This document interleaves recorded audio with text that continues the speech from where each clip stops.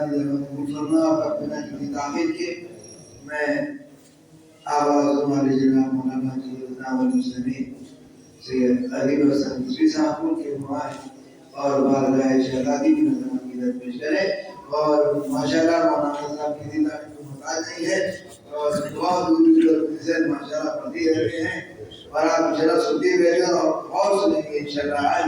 ایک سلام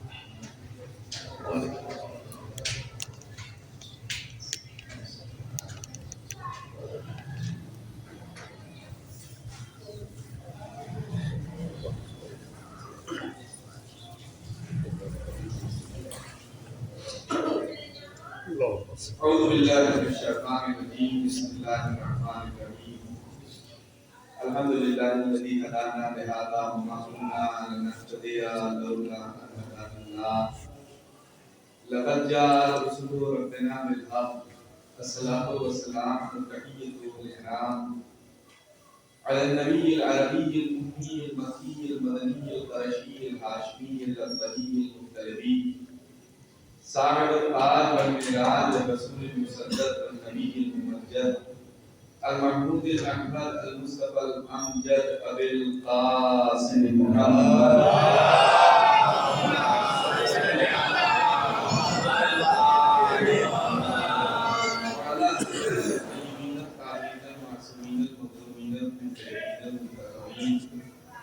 ولعنة الله على أعدائهم أجمعين من الآن إلى قيام الدين. أما بعد فقد قال الله تعالى في القرآن الكريم بسم الله الرحمن الرحيم إنا أعطيناك الكوثر فصل لربك وانحر إن شانئك هو الأبتر.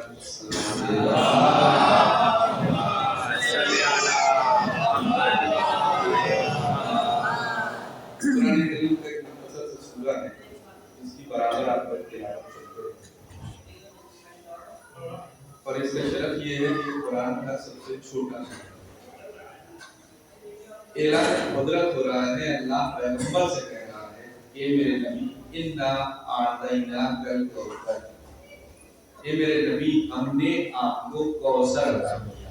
اچھا جب عطا کیا ہے تو پھر اس کے بدلے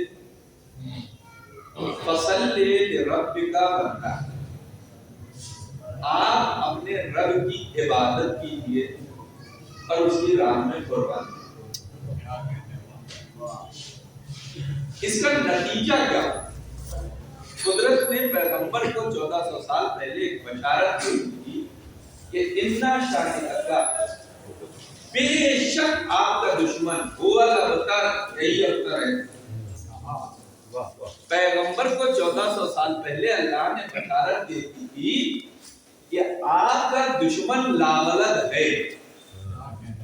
دیکھیے وہ آگے پیغمبر کو تانا دیتے ہیں.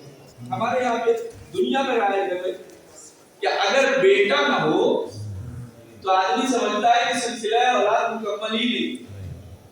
لیکن جسے آپ اپنا نمونہ عمل مانتے ہیں اس کی نسل بیٹے سے نہیں چلی ہے، بیٹی سے چلی ہے. اس کی نسل بیٹے سے نہیں چلی ہے.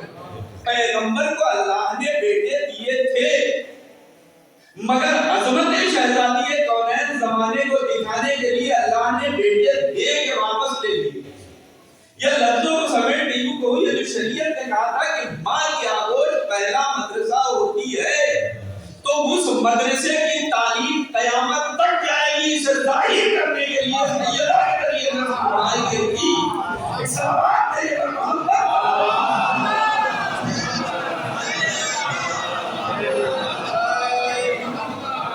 تو پیغمبر کو لوگ آگے کھانا دیتے تھے کہ آپ ابتر ہیں، مطلب آپ کے پاس بیٹا نہیں. قرآن نے اسی کو پڑھ لیا. بقول ہے کہ قرآن کی نگاہ میں کوثر ہے فاطمہ، یعنی جواب تانے ابتر ہے فاطمہ۔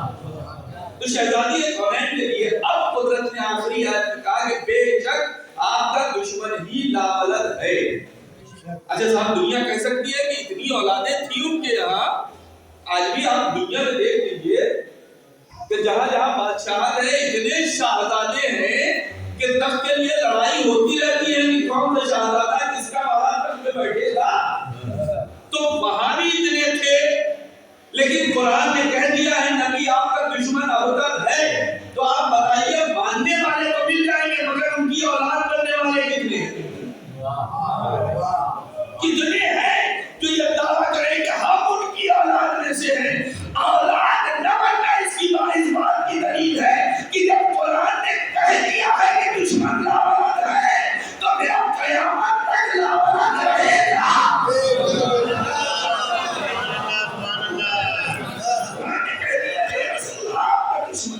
اچھا رسول کا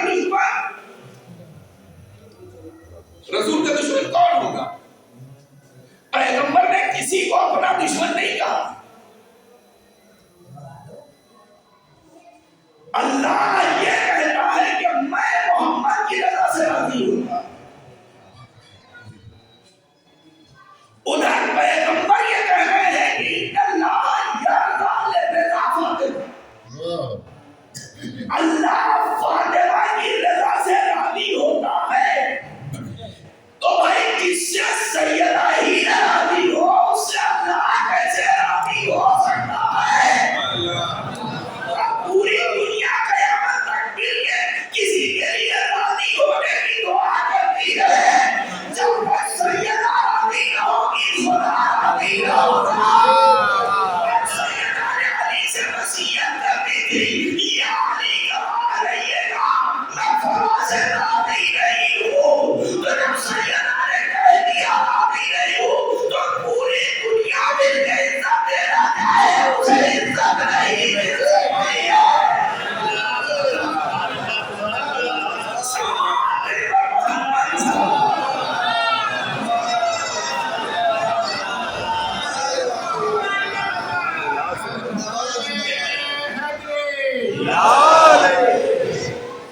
نبی آپ کا دشمن ابتر، سوال یہ ہوتا ہے کہ کس شریعت کی بات ہو رہی ہے؟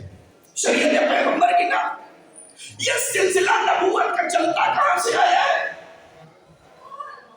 شاید اس زاویے سے آپ نے نہ سوچا، یہ شریعت کا سلسلہ چلتے چلتے ہمارے نبی پر کہاں آ کے ٹھہرا؟ ہمارے یہاں کہا جاتا ہے فقہ جعفری، فقہ جعفری نہیں ہے، یہ فقہ محمدی ہے۔ اس کے پیچھے بھی دنیا کے عالم اسلام میں اختلاف پھیلانے کے لیے یہ نام الگ الگ رکھے ہیں، ورنہ پیغمبر کی فقہ اور امام جعفر صادق علیہ السلام کی فقہ میں کوئی فرق نہیں ہے۔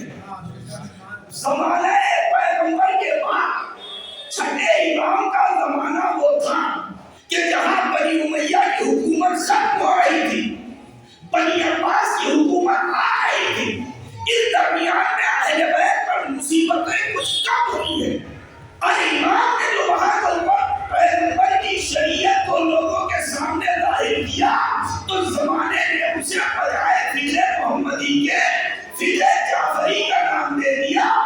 یہ عالم اسلام میں اختلاف پھیلانے کی کچھ لوگوں کی ایک سوچی سمجھی سازش تھی، لیکن پیغمبر نے اس مسئلے کا سب جواب پہلے ہی کہہ دیا تھا، یہ کہہ کے کہ ہمارا پہلا بھی محمد ہے، ہمارا اوسط بھی محمد ہے، ہمارا آخری بھی محمد ہے۔ اگر ایک محمد کا بیان کرے دوسرا محمد زمانے کو پہنچائے تب بھی یہ فکر محمدی تھی، اپنی فکر محمدی ہے۔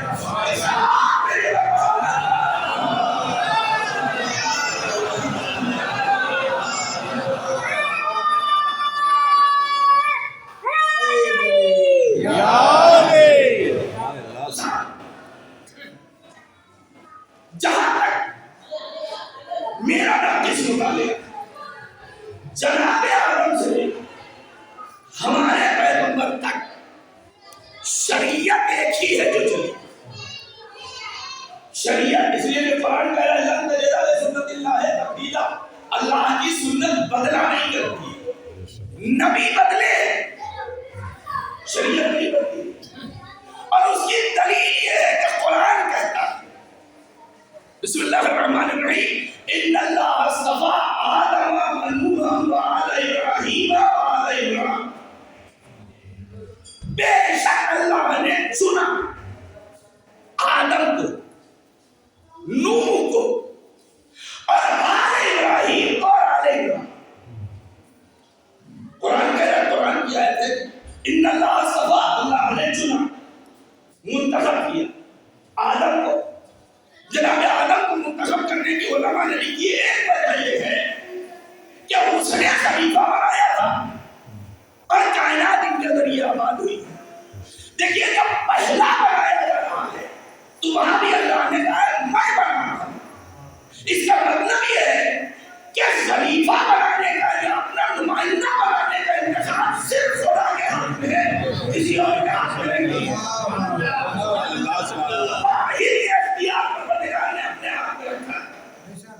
آدم کو کیوں؟ اس لیے کہ کائنات ان کے ذریعے سے وجود میں آئی۔ نوح کو ہم نے منتخب کیا، کیوں؟ جو طوفان نوح آیا پوری کائنات ڈوب گئی، اس کے بعد بچے وہی جو نوح کے ساتھ تھے۔ اچھا لطف کی بات اگر ایک کہیے، غالباً میں نے شاید کسی مجلس میں بہت سارے واقعات پڑھے تھے لیکن ایک گوشہ ہے، جناب نوح کی کشتی جو تھی جب یہ منزل مقصود پر پہنچ گئی، اللہ نے چنا ہے نا، تو چننے کے پیچھے کوئی نہ کوئی وجہ ہوگی۔ جب جناب نوح کی نجات کی کشتی منزل مقصود پر پہنچ گئی تو اب قرآن کہتا ہے فَأَنْجَيْنَاهُ، ہم نے نوح کو نجات دی، وَأَصْحَابَ السَّفِينَةِ، کشتی کے صحابیوں کو نجات دی۔ اور یہ کشتی کے صحابی کا یہ تو نوح کے صحابی ہے، کہا اگر یہ کشتی کی نجات کا یقین نہ ہوتا تو یہ نبی کے ساتھ نبی نہ ہوتے۔ اس کا مطلب یہ ہے کہ جو کشتی میں بیٹھتا ہے اسے نبی کے ساتھ ساتھ کشتی کا بھی یقین ہوتا ہے۔ اب پیغمبر نے کہا مثل الغیبی کا مثل سفینۃ نوح، اب دنیا میں جو بھی اہل بیت کی کشتی سے جڑے ہیں ان کا اتنا ہی کشتی کا یقین ہے جتنا نبی کا یقین ہے۔ سب یہ کہہ رہے ہیں چنا آدم کو، چنا نوح کو، چنا اب اس کے بعد دو سلسلوں کو چنا،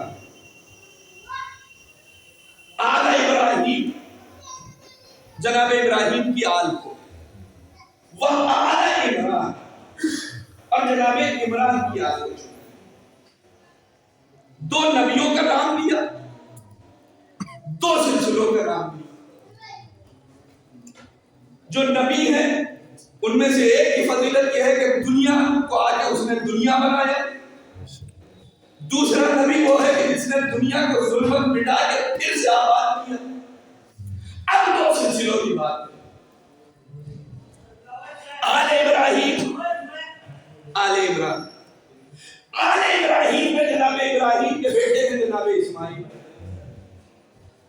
جناب اسماعیل کی قربانی دی گئی۔ بہت توجہ چاہ رہا ہوں، ادھر سورہ میں اللہ کیا کہہ رہا ہے، ہم نے کوثر عطا کیا ہے، بدلے میں آپ عبادت کیجیے اور قربانی دیجیے۔ ایک اس سلسلے کا تذکرہ ہو رہا ہے جہاں قربانی دی جا رہی تھی، وہ بھی اولاد کی۔ ابراہیم کا سلسلہ ابراہیم میں قربانی ہے جناب اسماعیل کی۔ پیغمبر اسلام فرماتا ہے الحمدللہ الذی جعلنا من ذرع اسماعیل ومن ذریۃ ابراہیم، تمام تعریف ہے اس پروردگار کی جس نے مجھے نسل اسماعیل اور ذریت ابراہیم میں قرار دیا۔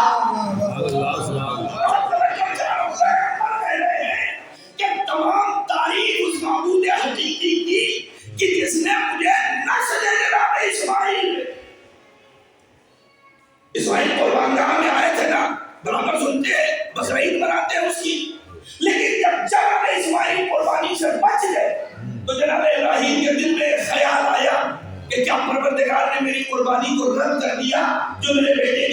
خنبہ آ گیا, دعا کے لیے ہاتھ اٹھائے, ادھر سے جواب آیا کہ ابراہیم ہم نے تمہاری قربانی کو رد نہیں کیا ہے بلکہ وہ فدیناہ بذبح عظیم, ہم نے تمہاری قربانی کو ذبح عظیم سے تبدیل کر دیا ہے.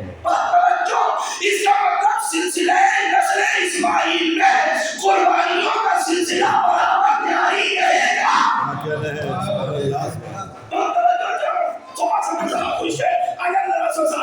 نسل اسماعیل میں قربانیوں کا سلسلہ جاری رہے گا.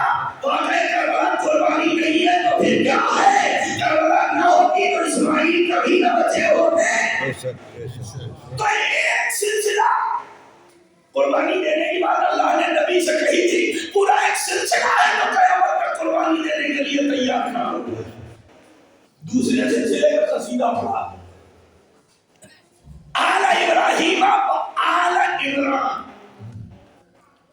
عمران کا سلسلہ. صاحب یہ عمران کون؟ تفسیر لکھنے والوں نے لکھا کہ صاحب جناب مریم کے باپ کا نام عمران تھا, بالکل اس سے کوئی انکار نہیں, لیکن اللہ کا میں نے چنا, تو جب چنا ہے تو قیامت تک وہ سلسلہ جاری رہنا چاہیے. جس طرح سلسلہ ابراہیم جاری ہے ایسے ہی قیامت تک سلسلہ عمران بھی جاری رہنا چاہیے. دنیا کہہ سکتی ہے کہ جناب عیسیٰ چرخے جہاں عیسیٰ پہ آگے سلسلہ رک گیا نا, کہہ سکتی ہے کہ چرخے جہاں وغیرہ میں عیسیٰ بیٹھے ہوئے, تو صاحب عیسیٰ کو حیات ہے, سلسلہ عمران جاری نہیں ہے. سلسلہ عمران جاری نہیں ہے, ضرورت ہے کہ کوئی ایسا عمران ہو جس کا سلسلہ قیامت تک جاری رہے گا. کوئی ایسا عمران ہو جو قربانیوں میں بالکل سلسلہ ابراہیم کے برابر ہو. تو پھر تاریخ میں ایک ہی عمران ہے جسے دنیا ابو طالب کے نام سے جانتی ہے, جو قربانیاں دے کے ابراہیم والوں کو بچانا چلا رہا ہے. ایک ہی سلسلہ ہے. اچھا سلسلہ جناب اگر اس عمران کو مراد دیا جائے جناب مریم کے والد جن کے لیے کہا گیا ہے مریم بنت عمران, اگر آپ اس حقیقت میں بھی جا کے دیکھیں تو وہاں اللہ کہتا ہے فارسلنا الیہا الروح, میں نے مریم کی طرف روح بھیجی. جناب مریم واحد ہیں. دیکھیے اللہ نے جسے چنا اس کا انتخاب خود اس نے کیا ہے, دوسروں کے ذریعے نہیں کروایا ہے. یہ بھی قیامت تک کا راستہ ہے کہ ضرورت کے اعتبار سے تمہیں نہیں چننا ہے, تمہیں اسی کو ماننا ہے جسے ہم نے چنا. جناب مریم کے لیے اس نے کہا ان اللہ اصطفیٰ آدم ونوح وعلی ابراہیم وعلی عمران, اور جب مریم کی باری آئی اگر اس سلسلے سے چنی ہوتی تو پھر اللہ نے کہا یا مریم ان اللہ اصطفیٰ کے مطہرہ کے مصطفیٰ کے علی نساء العالمین, اے مریم اللہ نے تمہیں چنا برگزیدہ کیا عالمین کی عورتوں میں سے. تو اگر اس سلسلے کی چنی ہوئی ہے تو پھر دوبارہ چننے کا کیا مطلب؟ صاحب آپ نے ایک کو وزیر اعلیٰ بنا دیا تو ایک بار جب تک دوبارہ عہدے سے نہ اترے تب تک یہ کہنا کہ صاحب ہم نے آپ کو پھر بنا دیا. اس کا مطلب یہ اس سلسلے سے نہیں ہے, کسی دوسرے سلسلے سے ہے. دلیل سورہ آل عمران میں جائیے غالباً آیت نمبر 43 اعلان ہوتا ہے. اسے پہلے کی آیت اگر پڑھتے ہوئے آئیے تو وہاں پر پھر اللہ کہتا ہے کہ ہم نے ملک کو بھیجا, روح کو بھیجا. فنادتہ الملائکہ, ملائکہ نے اسے آواز دی کہ اللہ کہہ رہا میں تمہیں بیٹا دوں گا. اور اس کے بعد کی جو آیت ہے خدا کی قسم آیت نمبر 43 قیامت کی آیت ہے, یا مریم اقنتی لربک واسجدی وارکعی مع الراکعین. یا مریم اقنتی, اے مریم قنوت پڑھو لربک, اپنے رب کے لیے, واسجدی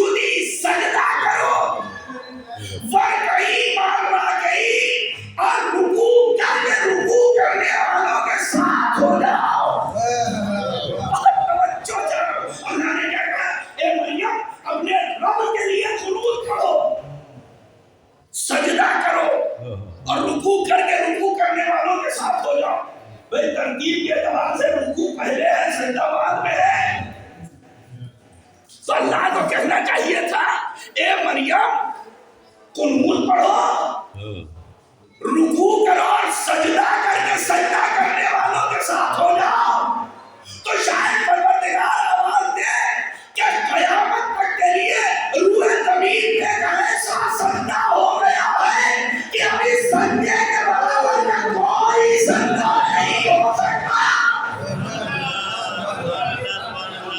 ایک سجدہ قیامت تک کے لیے ایسا ہو گیا ہے کہ ابھی سجدے کا ہم اللہ کو دوسرا سجدہ نہیں ہو سکتا۔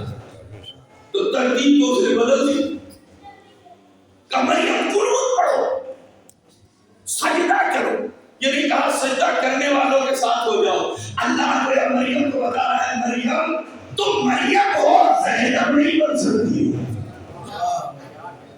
مریم ہو زینب نہیں بن سکتی ہو۔ ہاں رکوع کر کے، یہ نہیں کہا کہ رکوع کرنے والوں میں شامل ہو جاؤ، اس کا مطلب مریم اس مندر پہ بھی نہیں ہے کہ جو رکوع کرنے والوں کی طرح ہو، بلکہ یہ کہا گیا فرقعی مع الراکعین، رکوع کرنے والوں کے ساتھ ہو۔ اس کا مطلب یہ ہے ان کی شبیہ بنو، حاصل نہیں بن سکتی ہو۔ اچھا صاحب مریم سے کہا رکوع کرو، انہوں نے کہا ہم نے یہی پڑھا تھا کہ شہر پڑے محراب حرم میں پہلے دکانہ پڑھتے ہیں، سردائی سے تیل تلے کا ان سے ہو تو سلام کریں، یا قاتلیہ تلوار سے کچھ پڑا ہے، یہ سوچ کے سجدے میں چلے جائے تو جانے۔ ہم نے ہمیشہ سجدے کے لیے سنا تھا، اور بلکہ تم نے سجدے کے لیے تو کہا ہی نہیں، تو شاید جواب قدرت آئے کہ وہ سجدہ مریم کے بس کا نہیں ہے، جو سیدہ کا لال کرنے مریم وہ سجدہ تمہارے بس کا نہیں ہے۔ ہاں رکوع ہے تمہارے بس کا، مگر رکوع تمہارا نہیں ہوگا، تم کسی اور کو دیکھ کے اس کے رکوع جیسا رکوع کرو گی۔ تو پھر قرآن نے پڑھ کے ایک رکوع کرنے والے کی طاقت بتائی ہے۔ کچھ لوگ جو رائے خدا میں زکات دے کے رکوع کرتے ہیں،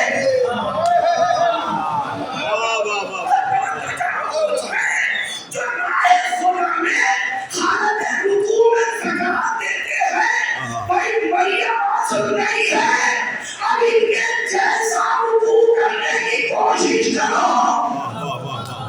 اور توجہ، تو یہ دو سلسلے ہیں، ایک سلسلہ یہ رہا مریم کے بس کا تو نہیں، مریم حاصل نہیں ہو سکتی، مریم کا رکوع حاصل نہیں ہو سکتا، مریم رکوع کرنے والوں جیسی ہوگی، رکوع کرنے والی نہیں ہوگی۔ اصل میں اور شبیہ میں فرق ہوتا ہے، اصل ہوتی ہے، نقل ہوتی ہے۔ بھائی سامنے کی مثال ہے، یہ ہمارا اعلیٰ خانہ ہے، بڑا محترم ہے، مگر یہ کیا حاصل ہے قبر حسین کے برابر ہے؟ نہیں ہے نا؟ تو بھائی جب شبیہ اصل کے برابر نہیں ہو سکتی تو پھر ماننا پڑے گا کہ مریم کا رکوع الگ ہے، اصل رکوع کرنے والوں کے رکوع الگ ہے۔ مریم اس سلسلے سے ہے جو جامد ہو گیا، ٹھہر گیا، رک گیا۔ ایک ہے عمران کا سلسلہ، کیا اس عمران کے سلسلے میں جو رکوع کرتا ہے وہ حالت رکوع میں زکات دیتا ہے؟ اب نسل اسماعیل کی ایک خاتون اگر اس کی کفر مری، بہت توجہ چاہو، نسل اسماعیل کی خاتون نسل عمران کے اس شخص کے برابر آگے کھڑی ہوئی کہ جب پیغمبر نے سوال کیا کہ یا علی سیدہ کو تم نے کیسا پایا، تو مولا کہتے ہیں عبادت الہی کا بہترین شریک۔ پیغمبر سوال کر رہے نا یا علی سیدہ کو کیسا پایا، سماجی اعتبار سے دیکھیے، ادبی اعتبار سے دیکھیے تو جملہ کیا کہہ رہا، لیکن خدا کی قسم یہ خانوادہ اہل بیت ہے۔ مولا نے کیا کہا، یہ نہیں کہا میری جیسی عبادت. دیکھیے جیسی اور اصل میں فرق ہوتا ہے. یہ نہیں کہا میری جیسی عبادت. کہا یا رسول اللہ عبادت الہی کی بہترین شریف. یعنی یا رسول اللہ سجدہ میرا سجدہ تھا, رکوع میرا رکوع تھا, یا رسول اللہ قیام میرا قیام تھا, یا رسول اللہ قنوت میرا قنوت تھا. بھائی جب دونوں سلسلے نسل ابراہیم و نسل ابراہیم آگے ملی تو ہم جب ایک جگہ ملی تو قدرت کو گزار نظر نہ آیا. اس نے نبی سے کہا ہے نبی اتنا پہلا کرنا ہوتا.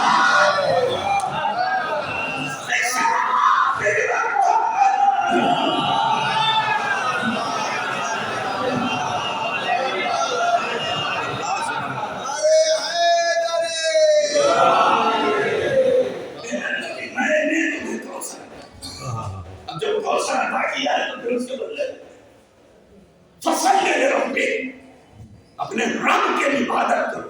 عبادت کہاں ہوتی ہے؟ ہم لوگ بھی تو کرتے ہیں. جب بالکل مطمئن ہوتے ہیں تبھی لطف آتا ہے نا. کبھی پریشانیوں میں عبادت کا لطف آتا ہے. ابھی فرض کیجئے ہمارے یہاں تو وہ دھوپ نہیں پڑتی ہے نا جو عرب میں, لیکن رمضان میں اگر جمعے میں مسجد بھر جائے اور نصف النہار میں وہاں کسی کو نماز جمعے کی نماز پڑھنا پڑ جائے تو 15-20 منٹ تو اس پر کیا قیامت گزر جائے گی. اللہ نے اپنے نبی سے کہا ہے کہ ہم نے کوثر دیا ہے تو پھر اب عبادت کرنا ہے. کھا پی کے عبادت کرنا الگ ہے, بھوک و پیاس میں عبادت کرنا الگ ہے. عبادت کرنا اور عبادت ہی نہیں کرنا, ونہر اس کے ساتھ ساتھ قربانیاں کرنا. کس کس چیز کی قربانی؟ پھر قرآن سے رجوع. قربانی کس کس چیز کی ہوگی؟ قرآن آواز دیتا ہے وَلَنَبْلُوَنَّكُمْ بِشَيْءٍ مِّنَ الْخَوْفِ وَالْجُوعِ وَنَقْصٍ مِّنَ الْأَمْوَالِ وَالْأَنفُسِ وَالثَّمَرَاتِ. اور بے شک ہم تمہیں آزمائیں من الخوف ڈر کے ذریعے, والجوع بھوک و پیاس کے ذریعے, والنقص من الاموال مال چھین کے, والانفس تمہاری جان کے ذریعے, والثمرات تمہاری اولاد کے ذریعے. اتنی چیزوں سے ہم تمہیں آزمائیں گے. یعنی قربانیاں اتنی چیزوں کی دینا ہوگی. کس کس چیز کی؟ ڈر کے ذریعے, بھوک و پیاس کے ذریعے, مان کے ذریعے, جان کے ذریعے, اولاد. یہ ساری قربانیاں ہیں نا. تو جب یہ قربانیاں ہیں اللہ ان سے آزمائے گا. پوری تاریخ نبوت اٹھا کے دیکھنا لیے جتنے بھی نبی ہیں ایک یا دو صفت کے ذریعے امتحان ہوا ہے. نبیوں کا صبر جواب دینے لگا. پوری تاریخ دیکھ ڈالی. خوف کے ذریعے آزمائیں گے. کیسے کیسے نبی گزرے ہیں. جناب یونس شکم ماہی میں چلے گئے تھے, خوف بھی عالم ہو گیا تھا, اتنی دعائیں کرنے لگے تھے کہ کیا پروردگار بس دنیا یہی ایسی کیا نہ. بھوک و پیاس کے ذریعے آزمائیں. ایک جناب اسماعیل تھوڑی سی پیاس لگی تھی تو ماں صفا مرنا کے درمیان اتنا دوڑی. پروردگار کو مجبوراً بچے کی دھیان اس نے اپنے پیر رگڑے تھے, وہاں سے چشمہ جاری کرنا پڑ گیا.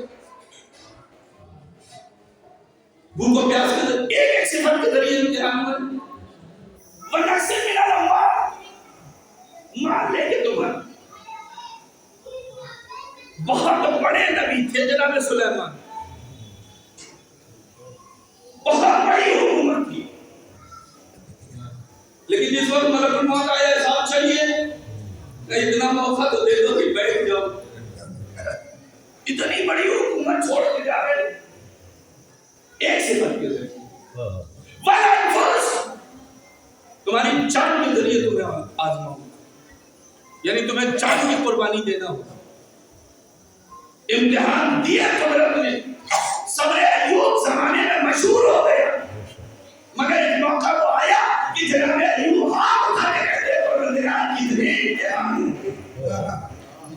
एक सिफत के जरिए वक्त हमारा औलाद के जरिए। जनाब इब्राहिम जनाब इस्माइल का इम्तिहान देने के लिए आए थे, आंखों में पट्टी बांधी, एक एक सिफत के जरिए इम्तिहान हो रहा, एक एक सिफत के जरिए अल्लाह कह रहा है कुर्बानी दो हमारी राह। हाथ जोड़ लिए, लेकिन कायनात की एक बीबी ऐसी है कि जिसने खुद भी सारे इम्तिहान दिए हैं, उसकी औलाद ने भी सारे इम्तिहान दिए। वाहिद शहजादी कौनैन की साथ है, खौफ के जरिए सोचिए इसका हाथ छीन लिया जाए कि ये तो पर्देदार खातून है, ये तो घर के बाहर ना निकलेगी, लेकिन शहजादी दिफाए हक में दरबार में आके खड़ी हो गई है। भूख और प्यास के जरिए सोचिए जिस दर पे फरिश्ते सलाम करते थे, उस दर का आलम ये हो जाए कि उस दर के ऊपर आग लकड़ी लेके लोग आए, मदीना ताराज करने की कोशिश होने लगी। नक्सिब मिनल अल्लाह, पूरा फिरक छीन लिया गया। वरनफुस, पहलू पे जलता हुआ दरवाजा गिरा दिया गया। वस्तमरात, औलादों के साथ क्या किया गया? या ये खातून है जिसने सारे इम्तिहानात दिए, और ये इनकी औलाद जिसने सारे इम्तिहान दिए। जब ये सिलसिला आके मिला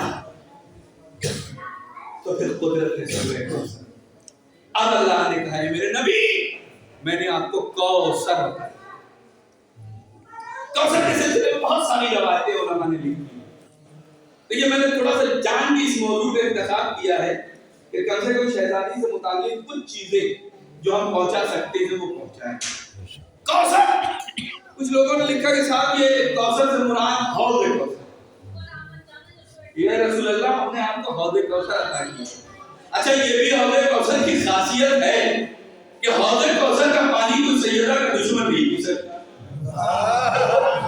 अल्लाह ने कहा हौज़ कौसर दिया है तो भैया हौज़ कौसर सैयदा की सूरत में दिया है, तो अगर सैयदा के दुश्मन हो तो कौसर की तमन्ना कभी न करना।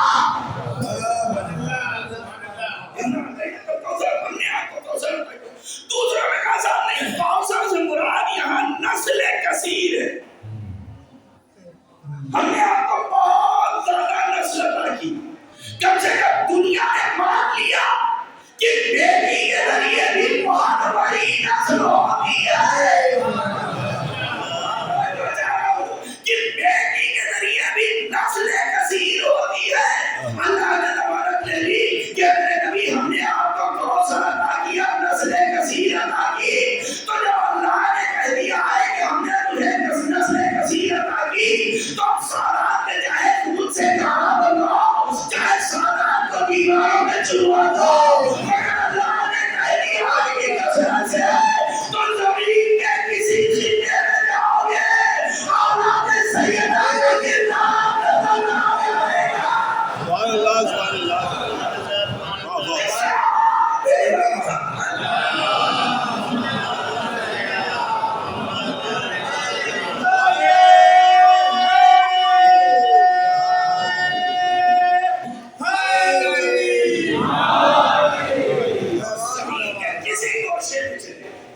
इसलिए कि अल्लाह ने ये कौसर, अच्छा कौसर की एक और खासियत है, जो कौसर है जब इंसान जाएगा जन्नत में, साकी कौसर कौन होगा? मलाइका कायनात होंगे ना। तो ये भी एक सिलसिला मालूम हो गया कि जो कुफ्र अली है वही साकी कौसर की आंसर है। ठीक है ना? कौसर की एक खासियत ये है कि जो एक जाने कौसर पी लेगा वो कभी प्यासा नहीं,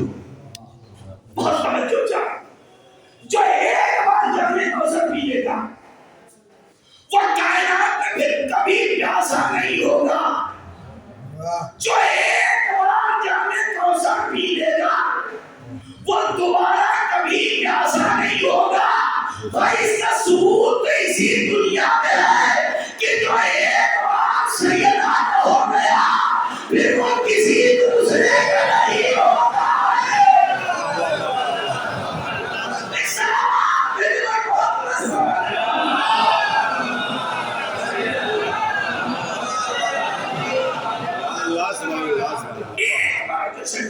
کیا کہنا ہے؟ اس لیے کہ کوثر کی خاصیت ہے کہ کوثر سے رہا ہے.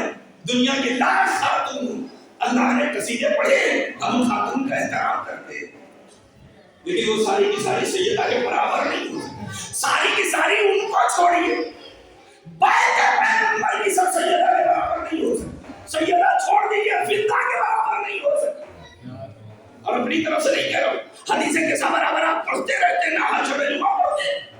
حدیث کے میں کیا پڑھتے ہیں کہ جب پیغمبر اکرم شہزادی کے گھر میں آئے اور آنے کے بعد کہتے ہیں میری بیٹی میں اپنے بدن میں ذوق محسوس کروں. شہزادی سوال کرتی ہے بابا ذوق کا سبب کیا ہے؟ کہ بیٹی ابھی یمنی چادر لا کے مجھے دے دو. اب تاریخ نے اس یمنی چادر کا حال لکھا ہے کہ وہ اتنی چھوٹی تھی کہ اگر شہزادی سر چھپاتی تھی تو پیر کھل جاتے تھے, پیر چھپاتی تھی تو سر کھل جاتے تھے. یہی تاریخ نے لکھا ہے نا. لیکن وہی تاریخ یہ لکھتی ہے کہ پانچ کے پانچوں اسی ایک چادر کے نیچے آ گئے. یہ شہزادی کی چادر کا معجزہ نہیں ہے بلکہ شہزادی بتا رہی ہے کہ جب پانچ معصوم چادر کے نیچے آ سکتے ہیں تو پھر پوری امت بھی چادر کے نیچے تباہ ہو سکتی ہے.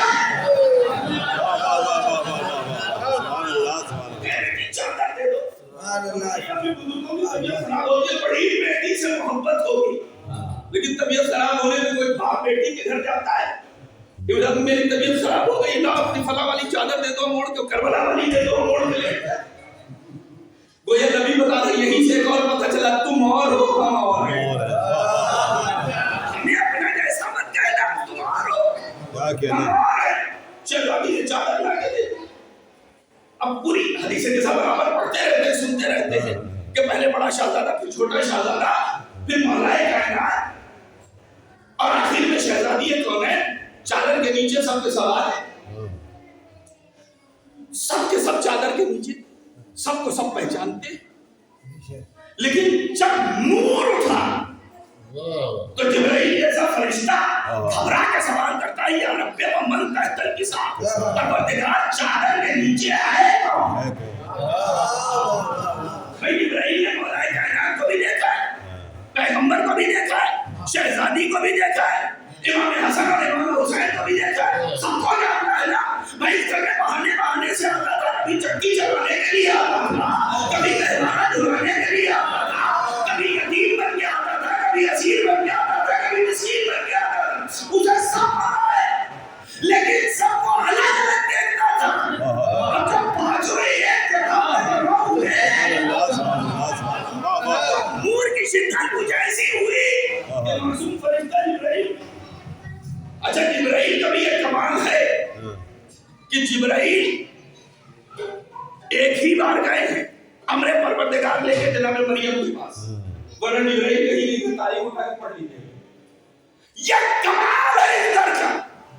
اور وہاں بھی گئے ہیں تو قرآن کی آیتیں ہیں کہ دور سے کھڑے ہو کے آواز دی ہے کہ اللہ تمہیں بیٹا دے گا. قریب نہیں آئے, جناب عیسیٰ دھولا دھلانے نہیں آئے, مگر یہ شاہ سیدہ کے لڑکا کہ سید الملائکہ یہاں آنے کے بہانے ڈھونڈتا ہے. دیکھا ہمارا یہ جانا محمد پیدا جیسا پروردگار اس چادر کے نیچے ہے کون؟ اچھا اللہ کو کہہ دینا چاہیے تھا میرا نبی ہے, اس کا داماد ہے, اس کی بیٹی ہے, اس سے نواز. پروردگار نے سیدھے یہ نہیں کہا, سلیقہ سکھایا کہ ہو اہل بیت النبوہ. یہ نبوت کے اہل بیت ہیں. ومعدن الرسالہ, یہ رسالت کی کان ہے. ہمارے یہاں بھی کانیں ہوتی ہیں نا, کان سے سونا نکلتا ہے, چاندی نکلتی ہے, ہیرے جواہرات نکلتے ہیں, سونے کی کان سے جنس نکلتی ہے. جن سے کام نہیں نکلتی. بے شک. اب قدرت کے الفاظ کے اندر اس اللہ الفاظ ہے.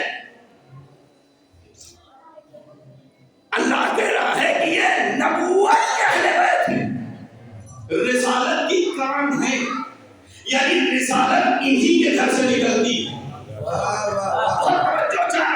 اللہ نے لفظ کام استعمال کیا ہے، یعنی یہ نبوت جنس ہے، در اہل بیت اس جنس کی کام ہے، نبوت ان کے گھر سے نکلتی ہے.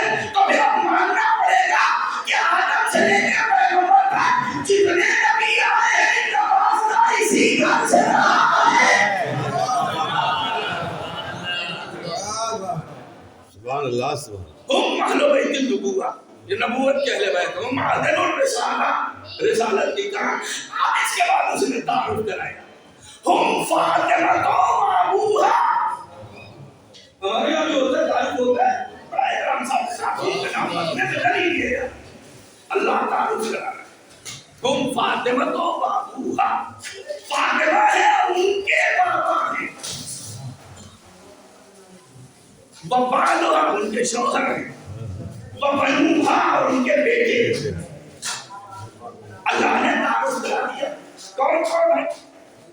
اب حدیث کے سفر اگر پڑھتے تھا، جب یہ نام سنے تو اب جبرائیل جو ہر موقع پہ انتظار بھی آتا تھا، اس کے دل میں تمنا ہوئی کہ ہر موقع پہ جاتا ہوں، اس موقع پر بھی تو جانا چاہیے.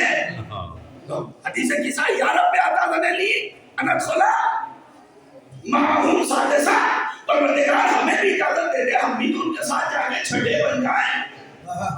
سبحان اللہ. سبحان اللہ. بہت توجہ چاہو. اب شہزادی فرماتی ہے کہ جب سب ہم جمع ہو گئے تو ہمارے بابا نے اخذا بھی رسول اللہ کے طرف ہی الکسا، چادر کے کونے کو پکڑا وَأَوْمَا بِيَدِهِ الْيُمْنَى، اور اپنے داہنے ہاتھ سے آسمان کی طرف اشارہ کیا، اور اس کے بعد کہا اللہم ہؤلاء اہل بیتی وخاصتی محمدی. پروردگار بس یہی ہے میرے اہل بیت. حدیث کے ساتھ نبی نے فرمایا ہے کہ نبی نے کہا پروردگار بس یہی میرے اہل بیت ہے، یہی میرے مخصوص ہے، یہی میرے خاص ہے.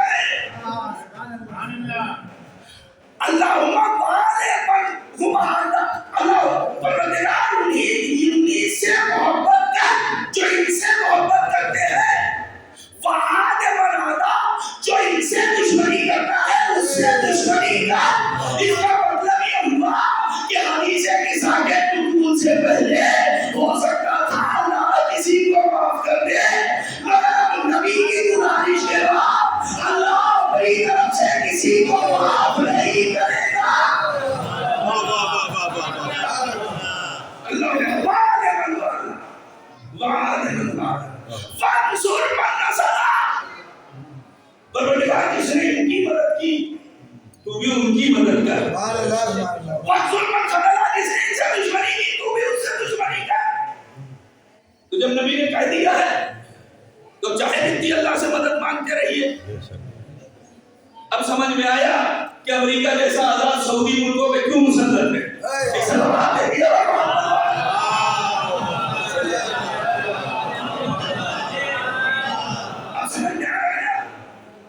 مسلط کیوں؟ اس لیے کہ جو نبی کی بیٹی کر رہی ہے اس کا خدا کبھی نہیں ہو سکتا. اچھا یہ ساری دعا ہو گئی، اب اس کے بعد یہی تک نہیں بچا. پیغمبر نے آگے کہا اللہم رحمی، ان کا گوشت میرا گوشت، دمہم دمی، ان کا خون میرا خون. اس کا مطلب یہ ہے کہ آپ کا خون کوئی بھی ہو، نبی نے اپنا خون بتا دیا ہے کون بھی. اب اس میں کوئی دوسرا شامل نہیں ہو سکتا ہے. پوری ذمہ داری سے بات کہہ رہا ہوں. نبی کی ایک زوجہ تھی، جب انہوں نے سب کو چادر کے نیچے دیکھا، ماں بامعرفت بیوی تھی، بامعرفت تھی، صاحب سلیقہ بھی تھی. سبحان اللہ. سبحان اللہ. چادر کا کونا اٹھا کے سیدھی نہیں چلی گئی، چادر کے پاس جا کے ٹھہر گئی. اللہ کے رسول مجھے بھی اجازت ہے. نبی نے نہ یہ کہا کہ اجازت ہے، نہ یہ کہا کہ اجازت نہیں ہے. ایک نمبر کہا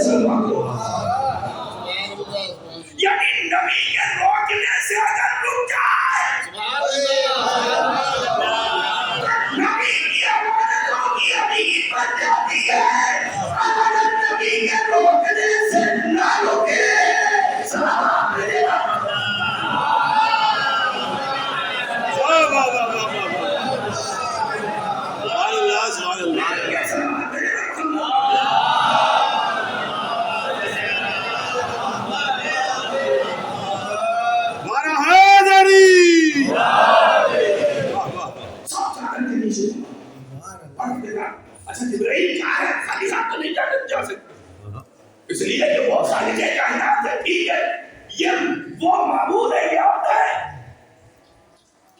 لیکن ہم اپنے اس خاص بندے کے گھر تمہیں خالی ہاتھ کبھی نہیں بھیجتے۔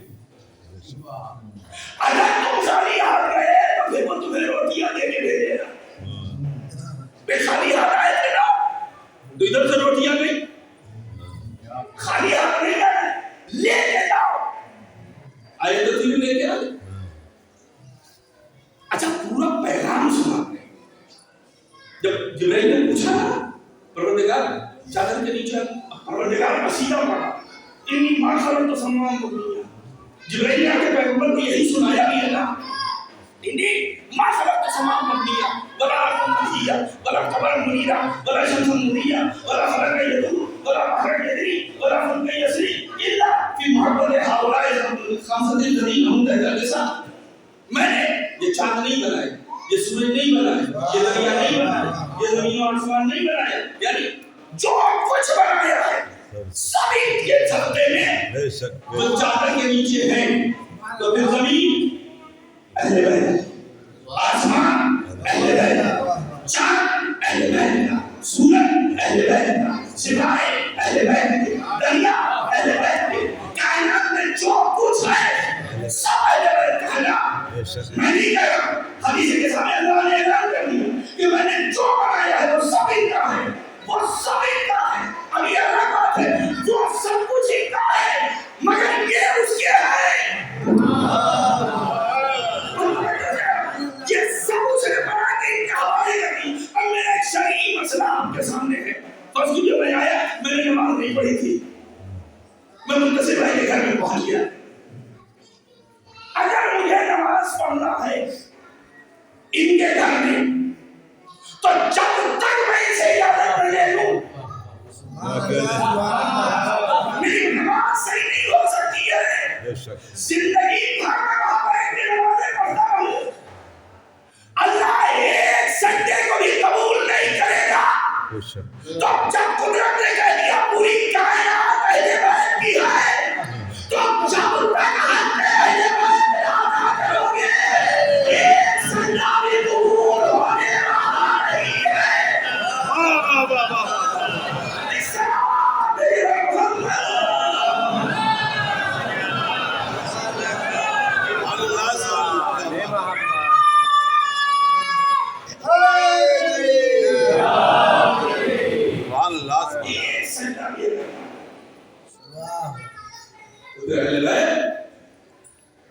یہ ساری ملکیت ہے، کچھ ملنے والا نہیں۔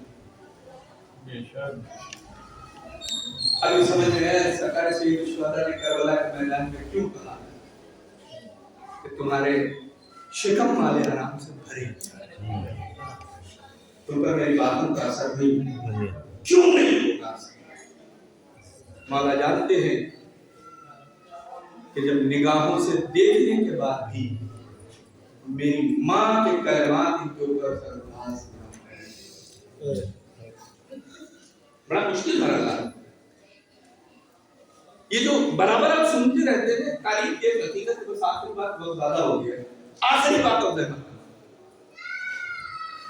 دستور دنیا یہ ہے کہ اگر کسی کے وہاں کوئی حادثہ ہو جائے ولو میری ملکیت اس کے قبضے میں ہو تو انسان کم سے کم اتنا انتظار کرتا ہے کہ چہروں ہوتا ہے، سامان ہے برابر آپ ہی دیں، انسان انتظار کرتا ہے کہ چہروں گزر جائے تو ابھی غم آتا ہے، چہروں کے بعد بیٹھ کے اس کو بات کریں۔ رحلت پیغمبر کا تیسرا دن، 3 دنوں میں سیدہ ایک کمر خمیدہ ہو گئی، سر کے بال سفید ہو گئے، عصے کا سہارا لے کے چلے۔ یہ سب سے پہلا شہزادی کے اوپر حملہ فطر کو لے کے کیوں ہوا؟ کبھی اس کے اوپر غور کیجیے۔ مدینے کے پاس بنی اسلم کے نام کا قبیلہ، اور یہ بنی اسلم قبیلہ وہ تھا کہ جو شدت سے اہل بیت کا تھا۔ روایت آپ برابر سنتے ہیں کہ جس وقت پیغمبر کی شہادت کی خبر آئی ہے جو ایک ساتھ تلوار ہاتھ میں لے کے مدینے کی گلیوں میں آ کر خبردار اگر کسی نے کہہ دیا کہ نبی دنیا چھوڑ کے چلے گئے تو میں اس کے سرور میں جدائی کر دوں گا. 2 دنوں تک ان کا یہی مسئلہ تھا. اچھا ایک ساتھ تلوار لے کے گھوم رہے تھے, دوسرے ساتھ تو کوئی پتہ نہیں. تاریخ دیکھیے, ایک ساتھ یہاں یہ کر رہے تھے, دوسری طرف صاحب وہاں بنی اسلم سے بیٹھے ہوئے مذاکرات. پیغمبر دنیا سے چلے گئے, میرا ساتھ دے دو, مجھے خلیفہ بنوا دو, جو چاہو گے. بنی اسلم کی پہلی شرط تھی بدعت مجھے ملنا چاہیے. بنی اسلم کو خوش کرنے کے لیے نبی کی بیٹی کے دروازے میں آ گئے. ایسی تھی امت جس نبی کے بتائے ہوئے کلمے کو پڑھ کے جنت میں جانے کی تمنا کرتی تھی, اسی نبی کی بیٹی کے دروازے پہ آ گئے. تاریخ لکھتی ہے کہ جب آگ لکڑی دے کے پہنچی, شہزادی دروازے پہ آئی. آنے کے بعد شہزادی سوال کرتی ہے, کون؟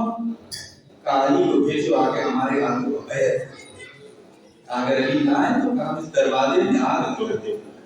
شہزادی سوال کرتی ہے, دروازے میں آگ لگا دو گے جس پر نبی آ کے سلام کیا کرتے تھے؟ کہا اس سے کوئی مطلب نہیں. کہ جس گھر میں حسنین رہتے ہیں اس میں آگ لگا دو. کہاں سے اس سے کوئی مطلب نہیں. تاریخ کہتی گفتگو ہو رہی تھی کہ ایک شخص نے اپنے غلام کنفوس کو, اب یہ بھی تاریخ کا المیہ ہے کہ شہزادی کے قاتل کا نام بھی نہیں لیا جا سکتا, اپنے غلام کنفوس سے کہتا ہے آگ لگا دے. کنفوس ایک ہاتھ میں آگ, دوسری ہاتھ میں تازیانہ, کنفوس نے دروازے کو آگ لگائی. تاریخ کہتی ہے ایک طرف سے مسلمان دروازے کو دھکیل دے, دوسری طرف سے پیغمبر کی بیٹی دروازے کو روکنا چاہتی تھی. ادھر سے حملہ شدید ہوا, جلتا ہوا دروازہ گرنے لگا. پھر رسول در و دیوار کے درمیان آ گئی, آواز دے پھرتا میرا بہت سے شہید ہو گیا. جزاک اللہ خیر جزا. اے فردہ میرا بہت سے شہید ہو گیا, اے فردہ مجھے آگے بچاؤ. فردہ کہتی ہے میں دوڑی. شہزادی کو افادہ ہوا. جب شہزادی نے دیکھا کہ علی کے گلے میں رسی کا پھندا پڑا ہوا ہے, لوگ علی کو پھینک کے لے جا رہے ہیں. پھر رسول اللہ کو بھول گئی اور کہتی ہے ابو حسن کو چھوڑ دو ورنہ میں اپنے سر کے بال کھول دوں گی. مسجد النبی کی دیواریں بلند ہونے لگی, مگر مسلمان علی کو پھینکتے ہوئے لے جا رہے تھے. ایک مرتبہ سیدہ اٹھی, جب رسول کی طرف چلی کہ جو کہتی جا رہی ہے میں اپنے بابا کی قبر پہ جا کے تمہارے لیے دعا کروں گی. مجھے میں جناب سلمان بیٹھے تھے, علی نے اشارہ کیا سلمان جا کے سیدہ کو روک دو ورنہ مدینہ ویران ہو جائے گا. جناب سلمان اٹھے, شہزادی کے قریب پہنچے, ہاتھوں کو جوڑا, اے بنت رسول پر دعا کیجیے گا. اے سلمان تم نے دیکھا نہیں یہ ہمارے بچوں کو یتیم بنا دینا چاہتے ہیں, ارے مجھے بیوہ کر دینا چاہتے ہیں, ارے علی کو گرفتار کر کے لے کے گئے. سلمان ہاتھوں کو جوڑ کے کہتے بی بی اگر مولا کی بندی یہی ہو, سیدہ کے ہاتھ نیچے آ گئے, اگر امام وقت جانتا ہے تو میں دعا نہ کروں گی. واپس ہوئی, لوگوں نے گھبرا کے علی کو چھوڑ دیا. سیدہ علی کو لے کے واپس آ گئی, ہاتھوں کو جوڑ کے کہو گئے بی بی ایک امام وقت کو مصیبت آئی, آپ اسے بچا کے لے کے آئی, مگر ایک اور بی بی تھی جو کہ لہر نبیہ پہ کھڑی ہو کے آواز دے رہی تھی, اے میرے بھیا کہو, اے میرے بھیا کہو, بھائی کوئی ہو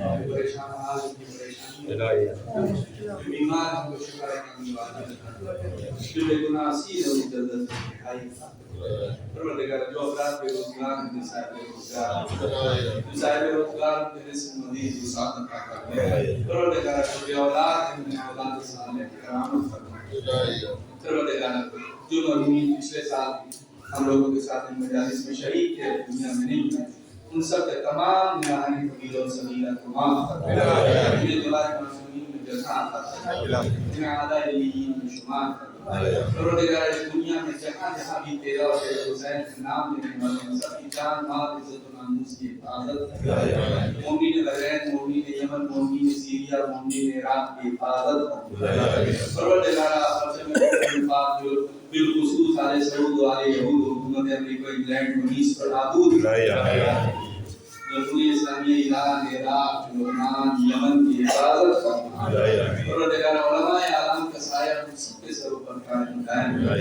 معبود باللہ صاحب اللہ خامنئی آیت اللہ سیستانی اور آیت اللہ زگزگی کی حفاظت فرما انہیں دشمنوں کے شر سے محفوظ فرما پروردگار ہمارے ملک کو ہم سب کے لیے امن و امان کا گہوارہ کرا ہم سب کو اتحاد و اتفاق سے ملتے رہنے کی توفیق کرا پروردگار اپنی آخری حجت کے ثبوت میں تاکید ہم سب کو ان کے ناصر و مددگار میں شمار